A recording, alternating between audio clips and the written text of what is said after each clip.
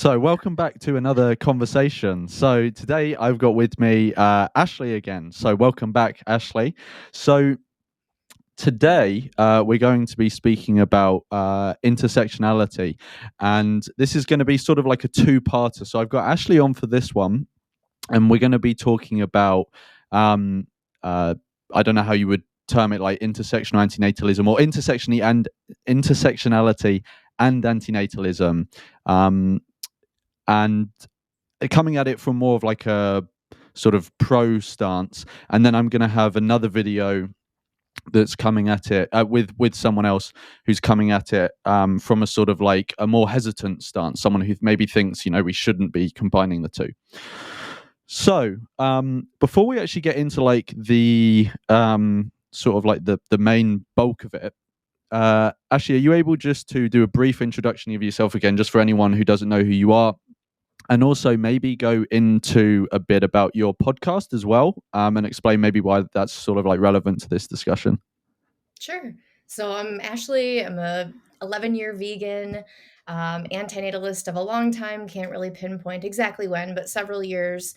I do a lot of activism for animal rights, for antinatalism, have done some things for women's rights and the environment. And yeah, I'm really passionate about a lot of issues. And it seems like I start to learn about one thing and then it leads me to another thing. And it can be overwhelming because it's hard to care about so many things. But when I learned of intersectionality, I realized, wow, this makes a lot of sense. Like a lot of these things have overlap, and I can see why one issue would lead to caring about another issue and etc. So a friend of mine reached out a couple of years ago and asked if I wanted to co-host a podcast with her. The podcast is called Intersectional, MN for Minnesota, where I live, and Intersectional, just to highlight that we talk a lot about um, different things that intersect: feminism, veganism, speciesism, just various forms of oppression, I guess. And yeah, that's basically it. And like the reason I wanted to get you on was, I mean, like one, because I've like had you on before and we've like already spoken, so you just sort of like popped to mind, and I knew that this was like intersectionality was a topic or an area, that you like you're interested in and you're passionate about. But one of the other reasons I wanted to get you on was because it was because of your podcast, and in the way that like I'm sure you will like get this as well, that you get a lot of people who will be online on places like Twitter or Instagram or something like that, and like they will share like their views or they will criticize other people's views or whatever, which is like totally all good. um but they just they just kind of do that, and there's nothing wrong with doing that, but it's just like someone who just does that, I wouldn't necessarily be as interested in talking to. But the reason I was more attracted to you was because you've actually built something around it, like you've actually put energy in. A lot of people just sort of like express their views, often in an environment where like most of the people agree with them anyway, so it's kind of a bit like an echo chamber. But I feel like you're sort of a bit above the crowd in the respect that like you've actually put the effort in to build something rather than just be someone who just kind of like, it's very easy just to like post something or criticize someone else saying something, but actually like building a podcast, building some sort of following, like I feel like that's a bit more difficult. So I just wanted to explain, like that's why I wanted to get you on specifically. But going into the actual topic then, um what do you see as intersectionality? Can you give sort of like a overview of your sort of understanding of what even is that, for any, because some people might be listening to this and not even have heard the term before. Yeah, absolutely. So, and I just want to put a disclaimer, like I don't proclaim to be a professional when it comes to intersectionality.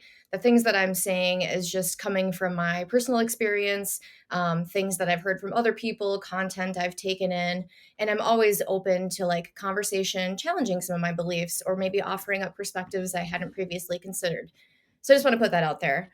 But Mm. intersectionality is, it basically highlights how multiple aspects of a person's identity, such as gender, race, sex, sexual orientation, age, physical abilities, how those can create overlapping forms of discrimination or disadvantage. And I think maybe I'm going to show my ignorance here, but I think it originally came from an academic called Kimberly Crenshaw, right? And Yeah. she I think came up with it as it was originally supposed to be like some sort of legal framework, right? Because there was a case of you if you know like this what I'm about to say really well, then please interrupt me and say it. But it was something to do with there was some sort of discrimination case where white women were, I don't know if they received compensation, but they were at least seen as victims of discrimination, and there were black men who were seen as victims of discrimination. But in the middle, there was sort of like black women who kind of fell through the net, and Yep. she was putting forward that the reason she thinks that was is because there was a unique thing that was happening there with the fact it was the fact that they were black and women together rather than just one of those things. And she was saying that she thought that was the specific reason that they'd sort of fallen through the net. And so I think she then coined the term intersectionality in a paper she wrote, um, when she used that as like a case study as an example. Did I just completely balls that up, or is that No, that's pretty spot on. She was like just seeing how Black women were kind of being cast aside, especially in like the activist space and stuff like that. And so, yeah, to my knowledge, she spent most of my life, 30 plus years, um, studying civil rights and racism and yeah, just how that shows up. And so I think that she coined that term, I think it was 89. And it just kind Hmm. of more recently in recent years, like picked up speed and more people started catching on to it and talking about it. Yeah, actually, maybe that's something we could just highlight, like why it's sort of, because I think like there may be some people watching who actually have never heard of it before, but I'm assuming most people who are watching this have probably at least heard the term before. And I think up until, and again, correct me if your understanding is different, but like my understanding is that actually the term and like that sort of framework was very much in sort of like academia until a few years ago. And then I think around the time that the killing of George Floyd and the resulting like protests and some spelled over into riots, I think that was sort of around the time that it got sort of transferred out of academia into sort of, I don't know, what would you call it, like general sort of conversation Mainstream. and dialogue that people were having. Yeah, I feel like it might have been a few years before that, but I think that that Oh, really? definitely accelerated it. Yeah, I think that's when it came on my radar. But again, like you have been in these spaces longer than me, so go with what Ashley's saying. Um, cool. So that's kind of like a brief overview of what intersectionality is. Um, and I think actually at its core, it's a pretty basic concept. All it's basically saying is there may be a unique thing about someone that means they lose out in a certain way, or they're discriminated against in a certain way, that other people that may have certain parts of their like characteristics or identities, they may not, but they have like a unique combination that makes them sort of lose out or they're discriminated against. Mhm.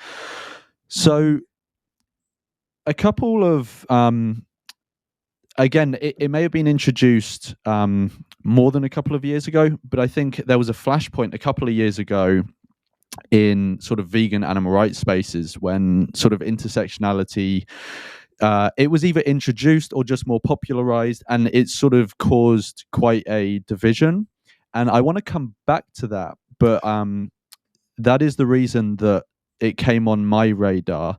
And one thing I wanted to go straight into first, intersectionality and antinatalism. And before I ask you your opinion, one thing I wanted to sort of, I don't know, like put on the table, and I'd be really interested to like see what your reaction is to this, is that like from the way that I understand intersectionality, it being applied to antinatalism, it could actually like work out in two different ways. So, and again, this may be like a complete lack of understanding on my part, so again, you sort of throw your 2 cents in afterwards. So if intersectionality is applied to antinatalism, it seems like it could either have sort of what I would call like a victim focused perspective or a perpetrator focused perspective. And I'll give you like an example of each. So um, it could be applied to antinatalism and focus on the person being created and like the different ways that however, so whoever they are once they're born, male, female, or what country they're in, or what race they are, etc., etc., that may impact how much of an imposition life is on them and how much sort of suffering they are sort of it is imposed on them. So I feel like intersectionality could kind of focus on that, on the person being created, or it could go the other way, and intersectionality could actually be applied to the sort of, maybe perpetrator is the wrong sort of word, but like the creator or whatever is in the parents. So Mm, intersectionality could go the other way and focus on how procreation, or how creating someone else can actually, what's the best way to put it? So basically, it could mean that I'll give an example. So if someone is poor, if someone is in poverty, right, they probably have less access to education, less access to certain contraceptive technologies. Maybe the culture they exist in is one that maybe it's a culture that sort of encourages seeing children as an economic sort of asset. So, very much in the past and in some places today, still children are born and sort of, one of the reasons people have kids is so that they can work in like the family business or something like that. Um, and maybe someone who's applying an intersectional lens to antinatalism could apply it to the person who's doing the procreating and saying, well, they're either more or less of a procreator because of the situation they're in, because of the identities or the characteristics they have. So it was interesting that it could have had those two sort of applications. But yeah, so that was sort of my 2 cents, but I wanted to sort of throw it over to you now because I just realized that I've got a new on and then rambled for like 10 minutes. okay. Um, That's totally fine. so I like to hear, have these questions posed. A lot of this is stuff that I haven't spent a lot of time thinking about mm, either. So I'll kind of be working through it as I respond. But no, that makes a lot of sense. And I think that I personally tend to focus on that future human and what kind of oppressions they're going to face based on the things that you mentioned. But that is an interesting angle, um, looking at, well, for example, I have a female friend of mine who has 3 children, and there was a lot of trauma surrounding um, the birth of her children. One of the children came to be because of rape from her partner. And mm, the system, like, there's this myth that the system usually bends toward keeping the kids with their mother. And that's not always the case. And she had many things um, used against her to take her kids away and paint a really bad image of her. And so she often talks about how having kids is just a really good way to oppress women. They often get stuck in situations with partners, for example, who are not good for them to be with or live with. But because now they have kids and maybe they're a little more dependent on their partner, whether financially, emotionally, physically, whatever it may be, now they're kind of stuck, which would mm, leads to many forms of oppression. Um, so I guess that's what kind of comes to mind too when thinking of the parents. Some people may have kids to, like you said, elevate, or I don't know how I'm trying to word it, but like, and many times it ends up bringing people down a bit more. If you're poor, kids are expensive. You don't know what costs are yeah. going to come in. If that child is going to be healthy, it's going to likely sink you more into poverty. Mm, Maybe health issues have occurred through pregnancy or childbirth. That puts you out as well. And a lot of these things do fall on women. And I think that we're starting to hear more about the negative impacts of pregnancy and childbirth. Or maybe that's just me because I'm seeking that kind of thing out. Um, but I think that it's really scary that these things aren't commonly known. mm, People have this rose-colored glasses view of procreation and what that's going to look like, and they don't think of the negative impacts and like oppressions or things that may occur to themselves as a result and to that future human. So, yeah, I can, long winded way to say I can totally understand both sides that you mentioned. Mm. And do you so if like let's say that sort of intersectionality does sort of become more popular in antinatalist circles, do you which sort of and they can go side by side, like you can both recognize the sort of the intersectional lens applied to both the person being created and the person creating them. I think you can like look at those both side by side. I kind of feel like though that in reality the victim focused like lens is probably going to be at least more popular in antinatalist circles, because there's a lot of like, I'm sure you've seen this online as well, like, or in person as well, like a lot of antinatalists, hatred's a strong word, but like a lot of antinatalists speak very negatively about people who like procreate, right, calling them breeders and stuff like that, and like I have definitely probably done that as well. So like I am no, you know, like I've not got a clean slate or anything like that.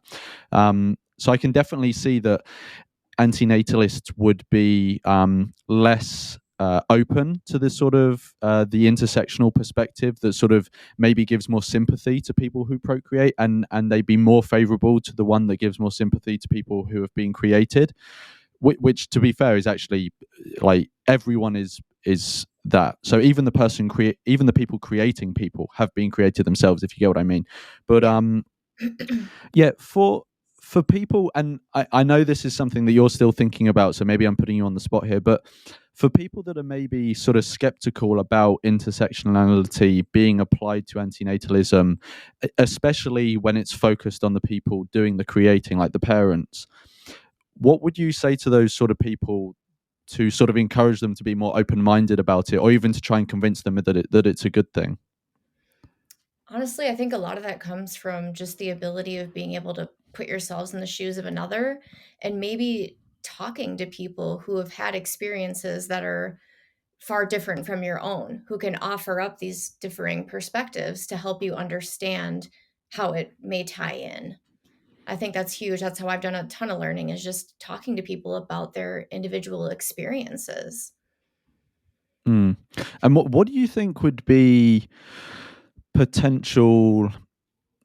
Okay, here's two questions. What do you think potential negative impacts would be if antinatalism was intersectional? Could you see any sort of like bad things coming from that? Even if the good would outweigh the bad, could you see any bad at all coming from that? And also, what why do you think it would be bad for antinatalism to not be intersectional as well? I feel like I can see bad coming up in some way, shape, or form because it usually seems to. I mean, with veganism, we've seen intersectionality kind of divide the community and, yeah, cause arguments and things like that. So I would not be at all surprised if that happened in antinatalism. And many people just say, like, let's just stay focused on the topic at hand. Like, let's not veer off into all these other sectors, which, Mm, in some regards, I can understand that, but in another regard, I see that that's very important. And I feel like when you do become intersectional, you have an ability to reach people that you maybe otherwise wouldn't have. And again, I guess tying it back to veganism, because that's where a lot of my intersectionality has been like created, I guess. Um, if you're talking about like in the US, our food system is extremely rigged. We have mostly like white men at the top making these decisions for how our country should eat and where the food subsidies go, and not taking into account that people of color have a far more likelihood of being lactose intolerant. But instead, in schools, you see them pushing dairy, pushing milk, things like that, not considering how it's going to negatively impact a large majority, of this country.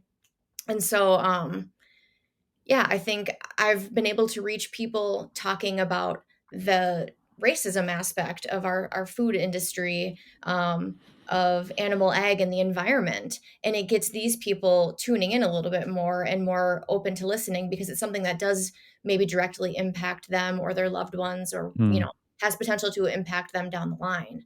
So, yeah, I think that's why I feel that intersectionality is very important, because you do get this opportunity to connect with other people and you kind of strike a personal chord with them. And a lot of people, they aren't willing to change unless things get personal and something is directly impacting them. So if you can speak to that, I feel you're more likely to kind of bring somebody into your cause, or I don't know. I don't know if that Mm. makes sense, but Yeah. that's kind of been my experience. Yeah. No, no, I get you. And maybe like to give one example of maybe how it would work is like, so I would guess actually before I talk more, so from what you've just said, it sounds like the sort of key benefit of having antinatalism as intersectional is it means that you will highlight specific things that are related to antinatalism, but they will strike a chord with certain people who otherwise might not have been as interested. Yes. And so you essentially can widen the audience that you're like open to, right?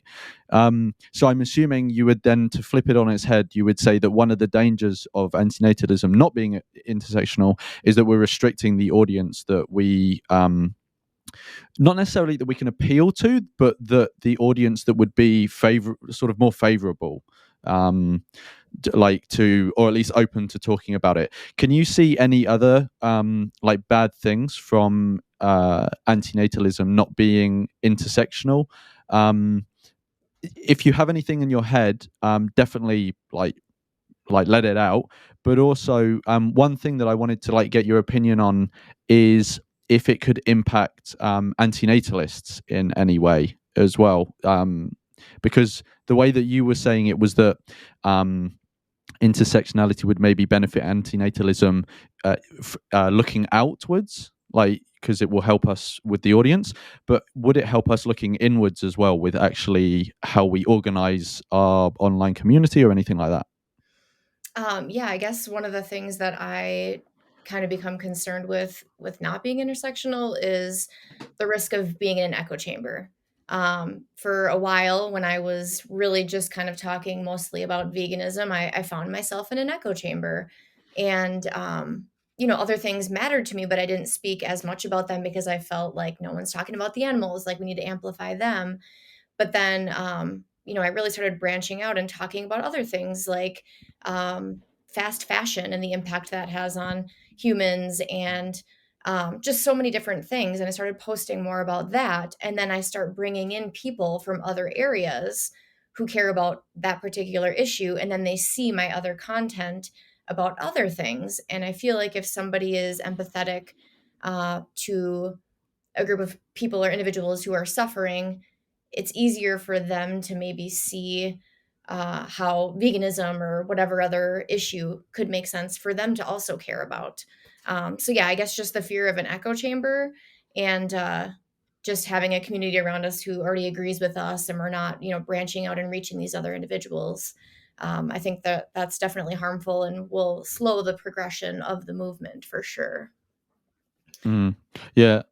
Sorry, were you going to continue? Yeah, I was gonna say, as for the other part is how is it could negatively affect antinatalists. I don't really know. I don't have a solid answer. I guess just maybe potential infighting and arguments within the community itself, which is already so small, I feel. Mm. But that's like the only really thing that comes to mind off the top of my head. Mm. But do you think that intersectionality could benefit the community? So the reason I asked that question was, and I agree with you about the echo chamber sort of stuff. Like, I think it's very important for antinatalists to not become an echo chamber. Because like I definitely suffered from that with veganism. Like, and I'm sure you've had this when you're in a specific like community or like sort of discussion space where you only focus on one specific topic, and because you only speak to a certain group of people who all kind of think the same as you can, as a whole group, become more and more extreme, or however you want to put it, and sort of drift further and further away from reality. So like sometimes I would I like there was a period where I was like that. I was sort of like in the vegan echo chamber, and then I would speak to people on the street when I was doing outreach, and I would just say things in a certain way or use certain words that were just so foreign to the average person. I just wasn't connecting with them, and they just look at me like, "You freak, what are you talking about?" So, Yeah. and I think antinatalists are even like more going to be prone to that, because one, antinatalists for the vast majority are online, whereas vegans have been more in person because there's more in person activism. Um, but also, just it's a whole different topic because it's much more philosophical antinatalism. Um, yeah, so I 100% agree with you on the sort of echo chamber thing. I think um, even if intersectionality doesn't become popular in antinatalism, I don't think it should be shut down. Like when someone raises it, I think there should always be like a diversity in the things people can speak about. Um, so the other reason I brought it up in terms of the community was because one of the reasons that it became so widely spoken about in vegan spaces was because one of the criticisms that intersectionals brought to the vegan sphere was that sort of all of the I don't know if leaders is the right word, but the sort of figureheads in the vegan world are generally white men, is what is the criticism they put forward. And they said that and like, sorry if I'm mischaracterizing them in any way, but I think one of the criticisms was also that like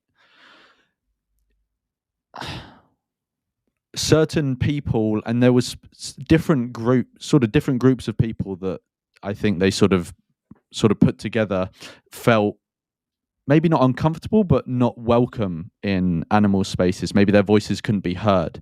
And I think, and they were saying that if the vegan movement was more intersectional, those people would be able to have their voices heard, which one would be good for them, but it would also be good for everyone because there's more diversity of opinion, etc., etc. Do you think that that could be a potential benefit to antinatalism as well, or do you not think there's really an issue like that in antinatalism? Gosh, I guess I haven't been really hardcore into the antinatalist Mm, community. It's fairly new to me, despite having done antinatalist outreach for a year or so. I'm not involved in a lot of like groups or discussions, and I don't have a ton of like one on one conversations or group conversations with antinatalists. So for me, I feel like it's not really present as of yet. mm. Um, but yeah, you might have a different perspective being that you've kind of been in this space a bit more than myself. I so I like I don't know. I think I get a bit of like a biased like experience, because, and I think actually a lot of people do, because antinatalism is so much online. Um it can kind of encourage certain personality types maybe to speak more. Some people, they might be fine. There are some people who like to do stuff more in person, right? And they don't like to do stuff or they're just not generally online as much. Mhm. Um, and there are other people who are the other way around. So I feel like the community can definitely be skewed towards people who just like being online more. And also, I don't. I've got nothing to back this up. I just get this feeling that generally, and maybe I'm being like a bit bigoted here, but I think generally men tend to be more like, enjoy more like doing philosophy and debating and stuff like that more. Maybe I'm wrong about that, but I get the feeling that men like to do that more. And because antinatalism, there's a lot of that. I feel like there probably is quite a um what would you call it? Like I would say like the discussion space or whatever probably is dominated by men, but I could be completely wrong about that because I haven't done a study or anything like that. And I It's my actually perspective. yeah, but also like some of the, some of the sort of, I don't know if I'd use figureheads, but some of the like known people in antinatalist circles, like you're sort of gathering a following. There's also Amanda. So some of the sort of people who have, and Amanda's created like the podcast she has. I know there were some other people involved at the start as well, but so there are like women who have a following in antinatalism as well. But yeah, I don't know if you have any perspective on that sort of stuff, or Yeah. if you feel like Well, you just haven't been in it enough. yeah, mostly the antinatalism group on Facebook. And it is a lot. Like thinking back to a lot of the posts that I've read and engaged with, it is usually men putting these things out there and engaging in conversation. There don't seem to be a lot of women. Like Amanda is the number one woman that comes to mind in the antinatalist community. Um, yeah, I really can't think of many others. I'm connected with some on Twitter, but again, they're not really putting a lot of content out there publicly or having these discussions and stuff like that. Mm. So hopefully, as this just gains a little more of a following and more attention, there will be more women speaking out about it because yeah, I think that it just in doing Stop Having Kids when it's been just men, there have been some people who have made comments like I can't say it like verbatim, but basically like men shouldn't be telling women what to do with their bodies kind of thing. Like people get Yeah, defensive. yeah, yeah. Like, okay, I can see how it would come off like that upon first sight, but like let's have a conversation. So yeah, I think it is important for women to get out there and speak about this too. Yeah, yeah, I agree. I do think I do think that's one. I don't know if it's unique to antinatalism, but I definitely think it's a thing with antinatalism that it would actually be like very beneficial to have sort of a relative balance in terms of the sexes, just because like veganism is different because it's kind of talking about the status of animals, but with antinatalism it's talking about an action like procreation that you need two people, one from each sex, to engage in. So it's and generally the sort of reproductive systems of women have been controlled more than men. Like men's reproductive systems have been controlled as well, but at least my understanding from history is that women's have been like controlled more. Um, so there's definitely much more of the like historical baggage of like if you have an entire group of men talking about reproduction, and it's maybe it's just not going to be the discussion is not going to go down well with women who approach them as it would do if there were like women in the mix, if you get what I mean. So I do think that's like a very tangible um like thing that I don't know if that has to be like I don't know if that would fall under that is an intersectional approach, but like whatever that approach is, I think it's like it is needed.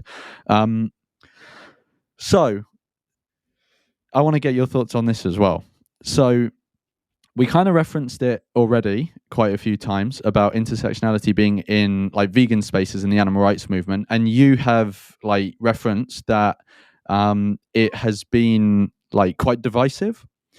So it kind of became there was like a flashpoint where intersectionality kind of burst out into the animal rights scene, or became much more sort of known over a quite short period of time, and people kind of divided into two main camps. There were the intersectionals who you know well there was the intersectionals and the sort of anti-intersectionals, and maybe there was like a group of people in the middle who were like, oh, what the fuck's going on? I'm here for a good time. And like people on both sides were like very angry, and there were people on both sides who were level-headed, right? um how do you think like what why first of all, why do you think there was so much division? Why do you think it was such a divisive topic? Well, I think part of that is because oftentimes people cannot just have calm, rational discussions to understand why one person feels a certain way and why this person feels this way and try to find some common ground. And if even if they don't agree, like just to understand more where that person's coming from. Communication is a big issue. A lot of people are poor communicators, and that makes this very difficult to all get on the same page. Um, and I think a lot of people were like, veganism is just about the animals. We don't need to be worrying about all this other stuff. Like, humans have enough people advocating for them, fighting for them. The animals have fewer, so we need to focus on that. And it's like I understand a lot of the viewpoints from the anti-intersectionals, and I can understand it to an extent. A prime example, I guess, that comes up kind of frequently is slaughterhouse workers. You know, there are intersectionals who are like, we need to care about these people. They're often from marginalized groups. They often have little to no other options for work. Maybe they're trying to provide for their family, so they feel stuck. Like, who really wants to work in a slaughterhouse? And then you have the other people, maybe the anti-intersectionals, who are like, fuck them. I don't care. They're contributing to this mass murder. If they really wanted, they could find another job if they wanted to badly enough. And I've wavered. There's been part of me that's been like angry and been like, yeah, like I don't agree that these people do these jobs. But then again, it's like I personally haven't been in that position. Like, I come from a place of privilege as a straight white woman, you know, like I can't speak to that individual's experience. And then I also tend to have a lot of empathy come in when, like, you have to look at people's upbringing and the culture and how things are so normalized around them. Like me, I spent a lot of time on my grandpa's dairy farm. You know, my dad worked there. I, at one point in my life, took a big stick and would hit mother cows on the butts to get them to stand up so they could be milked. And that was normal to me, you know, and it wasn't until I was 25 and watching a documentary and like seeing it from a different perspective and being like, whoa. So I feel we don't know things until we know them. Um, so things that are very normalized in other cultures and things like that, it just might not even be a second thought to somebody as to why they're doing it. They're just doing it to get by. Um, so yeah, I don't know. I can see both sides, but I tend to be more on the empathetic side, in favoring and understanding, I guess, that people have different experiences and things that lead them to do what they do and, you know, why they do it.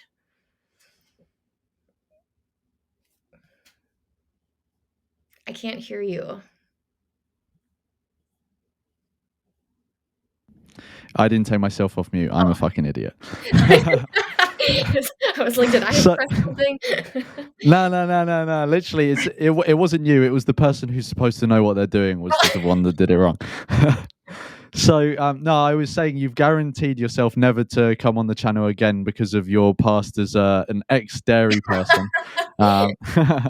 Which leads me to another um, thing too, is how people, yeah, sorry, yeah. I'm like veering off track, but like No.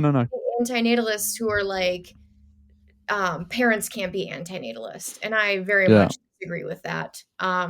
You know, people do things without really thinking about it, whether it's programming or unfortunate circumstances or however they ended up being a parent. Many people later on start waking up to the reality of a lot of things, and they realize, like, whoa, had I known this then, I would have. I hear that all the time doing street outreach. Had I known what I know now, I probably Mm, wouldn't have had kids. You know, I love my kids so much, but I feel like shit that I brought them into this world, basically. mm. Yeah, and if anyone wants to listen to an antinatalist parent talk, I did a conversation with Danny Shine, so you can go on my channel, just scroll back and you'll find it. About being an antinatalist parent, and yeah, it's a really interesting discussion. And like Danny is an amazing guy, really nice guy, really interesting. So yeah, everyone should go and watch that. And yeah, I don't understand people who have hatred for like Yeah, it's like you antinatalists can't who are help it. parents. It's yeah, Be it happy just that you makes no see where sense you're to me. coming from. Yeah, exactly. Yeah. Um, so, so going back to how intersectionality sort of played out in sort of vegan spaces, one thing I wanted to like ask what you think about is so you sort of said there why you think it was so divisive, and part of the character of the divisiveness was different people kind of doing um, like I don't know what the best. like cancellation campaigns. It's kind of like a tired phrase now, but everyone knows what I mean when I say that. A really famous one, or well, I don't know if famous is the right word, but a really big one was with James Aspey when he was using the term Holocaust to describe what happened to what's happening to animals. And if anyone doesn't know who James Aspey is, he's just like a vegan influencer, animal rights influencer person who you can just look him up and you'll find his profile. But so he I think he had it like in his bio, and he was like well known for using this the term Holocaust to refer to what's happening to animals. And the reason that it's seen as controversial is because it's usually used to refer to what happened to the Jews and other groups under the Nazis, right? So it's some people see it as controversial because they think you're comparing non-human animals with Jewish people.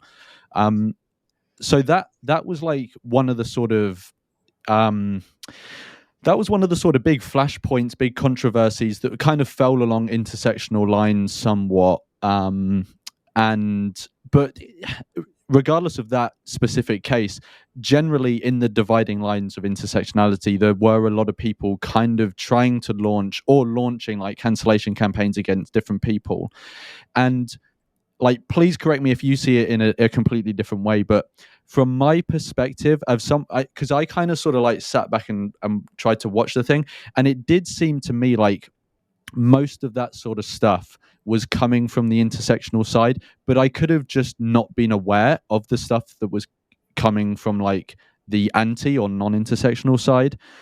So what do you think? Do you think that that's like a fair characterization? Do you think that sometimes people who introduce intersectionality can, and I understand where they're coming from, because I'm assuming the reason that some people did that was because they're so passionate about this and other people aren't getting it and they kind of get frustrated, so they just want to get rid of the problem rather than try and healthily deal with what they see as a problem. Do you think that that's a potential issue that could happen in practical terms with intersectionality being involved in antinatalism or veganism, or do you think I've kind of unfairly characterized it? No, I do think that you fairly characterized it. And that's, I guess, where I kind of struggle with some of the intersectional community is this cancel culture. And I'm not saying that I've never taken a part in it.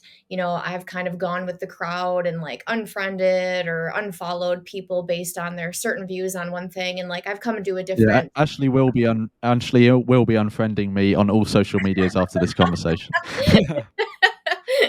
No, I'm joking. So I'm joking. Sorry, continue. Go on. yeah, I've definitely had a part in that in the past, and like I haven't been really outspoken about it, except for James Aspey. But I have many reasons as to why I'm not a fan of James Aspey, which is a story for another time. But Mm-hmm. no, I think that it's dependent on what the person is saying and how like hateful or harmful it can be. Like everybody should be able to make their own decision whether or not they want to follow somebody or be friends with somebody or whatever. What I don't like is when there's this like mob mentality where you need to unfollow this person or you support X, Y, and Z. It's like, no, I actually like really relate with this person on this thing and I don't with many others. So I would like to keep this connection. And I've Mm. actually this year lost a friend because I was Facebook friends with somebody who they didn't like what they were putting out. And the message basically said, if you're still friends with this person within the next 24 hours, I'm going to unfriend you. And I was like, whoa, like I'm an adult. I can make my own decisions. I don't need somebody to tell me Yeah. who I should or shouldn't be connected with on social media. And I didn't even see the message within 24 hours. So this person unfriended me, but we're still friends in real life. So I'm like, it's just so silly, you know? Um, Well, now you're a certified bigot, so right? And things just get so easily spun out of control. And then it's like yeah. people are under this like lens and oh, you don't want to like say or do the wrong thing and like trying to always word everything to be like politically correct or someone's going to come after you or cancel you. It's exhausting, like Mm-mm. we're humans. We make mistakes. Our perception changes based on new information we receive. So I don't know. I'm really over the cancel culture stuff. As for Mm. that leaking into antinatalism again, like I wouldn't be surprised if that were to happen because we know kind of how humans are. And Yeah. I Which is wouldn't why be you shouldn't create surprised. anymore. Exactly. And that's the basis of all this. Like we wouldn't even have to be having a discussion about intersectionality if humans just stop procreating, because all these issues, racism, sexism, speciesism, ageism, all these things would fall away if there were no humans. Yeah, so we kind of talked about how one thing I want to say before we go on is that what we're talking about now, the whole divisiveness and stuff, that isn't intersectionality itself, like as an idea, as a framework, or however you want to put it. Like there's intersectionality, and then there's how intersectionality manifests in a vegan space or an antinatalist space. And the key difference is that how it manifests is very much dependent on the people who introduce it, how they behave, the people who receive it as well, and how they behave. So basically, what I'm saying is, once humans get involved, everything goes to shit. Basically, so Accurate. yeah. So I wanted to make that distinction: is that the things we're talking about in terms of the divisiveness and cancel stuff, that's not about intersectionality per se. That's more about humans who put themselves into different tribes, intersectional, anti-intersectional, how they sort of battle it out between each other. But it's not about the actual sort of way of thinking itself. So you kind of then went on to, okay, well, so what about intersectionality and antinatalism? And I think, and I kind of agree with you that it's maybe somewhat inevitable that it's probably going to be somewhat divisive in antinatalism as well. Maybe it won't be as bad as it was in veganism. Do you have any thoughts on like how we can maybe avoid that? Like, how do you think we can maybe like reduce the risk of it being a divisive topic in antinatalist circles? I guess just coming back to communication and encouraging thoughtful conversation, putting defenses aside, and just actually listening and hearing the other person out to try to come to an Mm, understanding, and then you explaining your stance and vice versa. I just feel like communication is the key to so many things that would alleviate a lot of these issues. And yeah, humans are not great at communicating. So if we could get a little better at that, I think it would help in so many regards. mm. Yeah, I 100% agree. I think one of the reasons that people went into different camps in like the vegan spaces is because, and it doesn't, like, from the perspective I'm talking at it from now, it doesn't really matter for what I'm saying now who created this environment. But in vegan spaces there was an environment created where people couldn't feel like they could share their opinion, at least on certain topics anyway.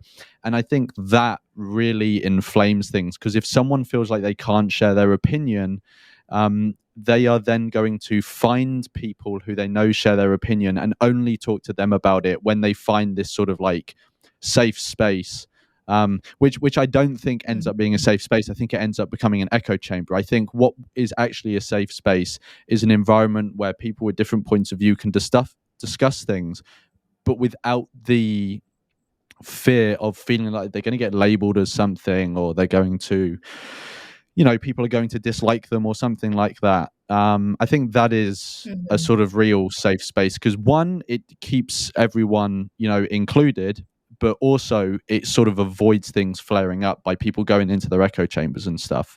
So I 100% agree with you on the communication point, which is one of the reasons why I wanted to have this. Like when I first reached out to you and said, do you want to do a discussion on intersectionality? Because it seems to me like antinatalism, at least like on the ground antinatalism and like activism and stuff, is still like relatively young, it seems.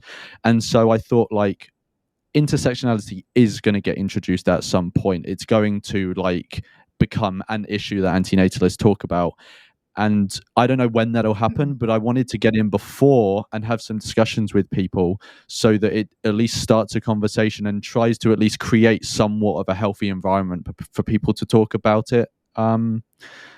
So yeah, that was the whole point of this video. So I 100% agree with you on that about communication. Um, that was basically all the sort of like proper questions I had. I don't know if there's anything else that you think that is relevant to antinatalism and intersectionality on any level, that you wanna like touch on before we finish.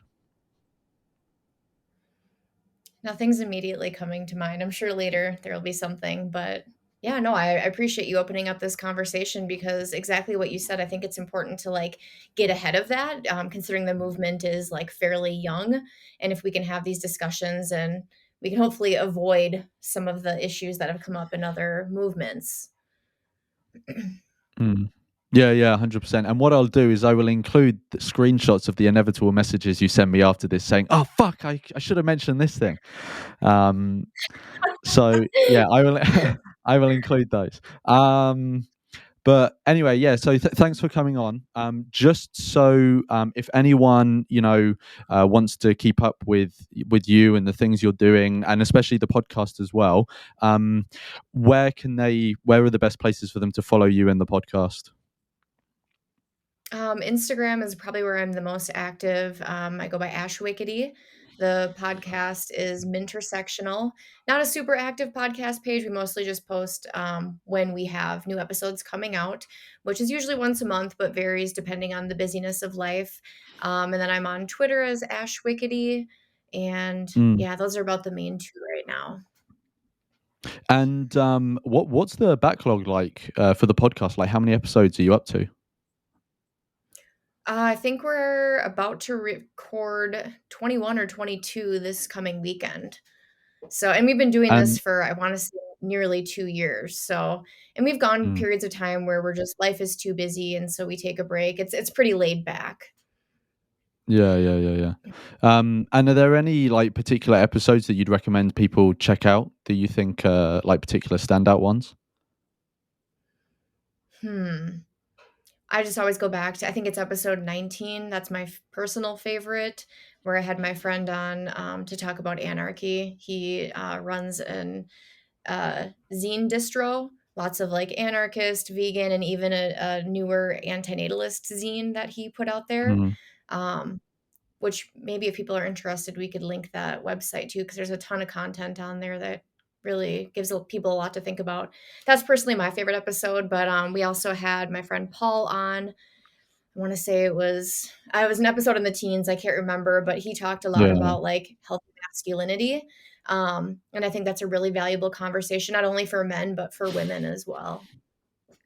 Yeah, actually, that's an interesting one. Like, um, maybe this is going off topic a bit, but we're near the end anyway. So, but yeah, that's an interesting one about healthy masculinity because usually, um, the people who sort of talk about um masculinity in a positive way are people who tend to be more like conservative, and I'm assuming Paul is probably not conservative if he's He's not. on an intersectional podcast, which is sad actually because I think intersectional podcasts should get conservatives on and conservative podcasts should get like more liberal um like intersectional people on the podcast and like get cross pollination of thought. But yeah, that's interesting because usually the critiques of um, masculinity come from more left wing sort of intersectional spaces. So it's interesting to I'll listen to that podcast or that episode. But anyway, that's enough of me rambling. I will include like all those links in the description so that people can find you and the podcast. And thank you so much for coming on again. Yeah, thanks for having me.